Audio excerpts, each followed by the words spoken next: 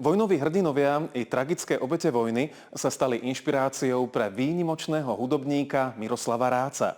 Prostredníctvom hudby prináša dojemný pohľad nielen na utrpenie, ale aj na nádej. Hudba vznikajúca z popola tragédie je mostom medzi minulosťou a prítomnosťou, bolesťou a ľudskosťou.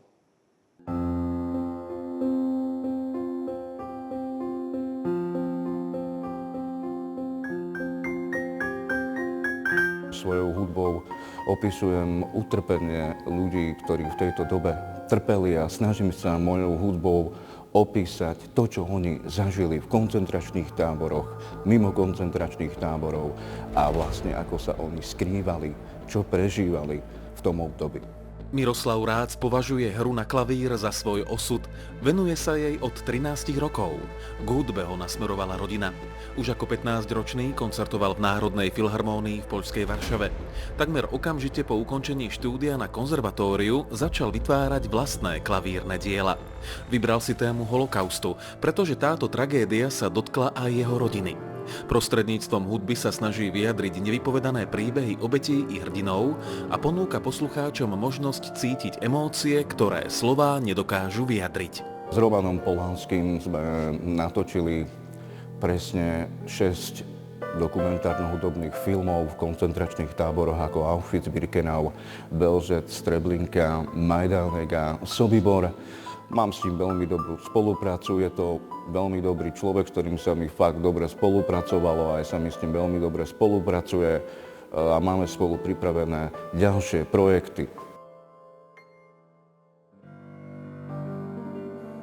Roman Polanský je len jedno zo svetoznámych mien, s ktorými Miroslav Rác spolupracoval.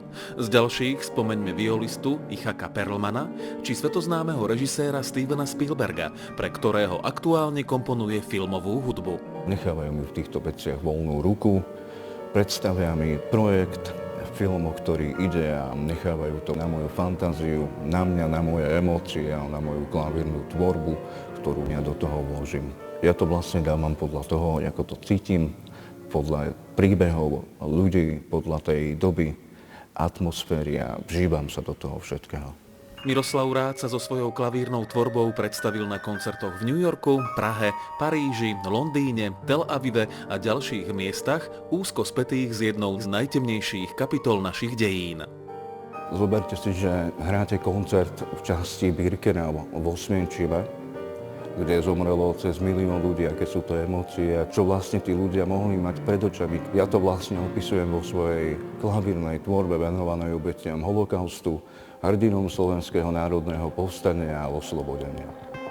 Z Levickej synagógy sme sa s Miroslavom Rácom presunuli do Banskej Bystrice do Múzea Slovenského národného povstania. Je to miesto, na ktoré veľmi rád chodím a dáva mi veľa inšpirácie do mojej hudobnej tvorby. Slovenské národné povstanie patrí medzi najvýznamnejšie udalosti v našich dejinách, či už v 20. storočí alebo celkovo vôbec v našich dejinách.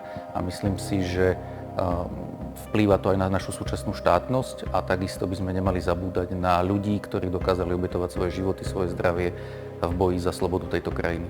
Návrh budovy, ktorá je zároveň pamätníkom Slovenského národného povstania, vypracoval architekt Dušan Kuzma. Základný výkop symbolicky urobil Alexander Dubček, ktorý bol aj pri jej otvorení v roku 1969. Dodnes mnohí návštevníci hádajú, čo má tvar budovy symbolizovať. Okrem bochníka chleba, rozdvojený národ, puknuté srdce a podobne, ale myslím si, že symbolicky to naozaj môže pekne vyjadrovať aj expozične práve rozdelenosť vtedajšej spoločnosti, keďže obidve skulptúry múzea sú spojené mostíkom pomyselným, čiže aj v tej dobe sme ako keby prešli na tú druhú stranu, na tú víťaznú stranu, na tú správnu stranu. Čiže aj tieto dve časti budovy a ten mostík ako keby symbolizovali tú udalosť, ktorá sa stala v auguste 1944. Novinkou múzea je tzv. Otvorený depozitár, vďaka ktorému návštevníci spoznajú nielen doteraz nevystavené časti zbierkového fondu, ale aj gro múzejnej práce. Tu sa vlastne ukazuje postupnosť práce v múzeu, kde sa snažíme aj v rámci vzdelávacích programov, aj v rámci bežnej návštevnosti ukázať prácu konzervátorov, reštaurátorov, systém uloženia zbierok, triedenie, nejaké menšie vizualizácie v informačnom systéme. A tým prispieť k takému povedomiu, že pokiaľ človek odchádza z Múzea Slovenského národného povstania, neodchádza len s informáciou, čo to bolo povstanie, ale aj to, ako pracujeme v múzeu.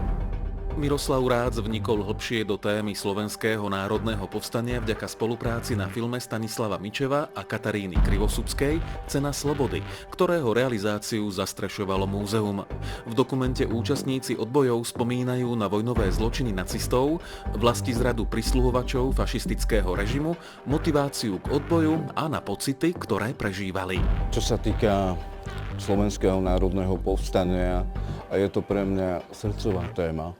Hrdinovia Slovenského národného povstania bojovali za vlast a slobodu slovenského národa a republiky. Práve preto aj oslavy Slovenského národného povstania na poctu hrdinom, partizánom, ľudí, ktorí bojovali za svoje práva a za práva ľudu a vlastne aj za to, aby oslobodili Slovensko z otroctva, ktoré bolo pod nacistickou nadvládou.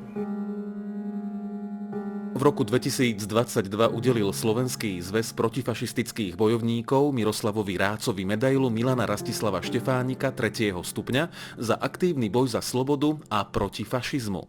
Ako sám hovorí, svojou tvorbou chce podporiť pamäť ľudstva, aby nezabudlo na hrôzy minulosti.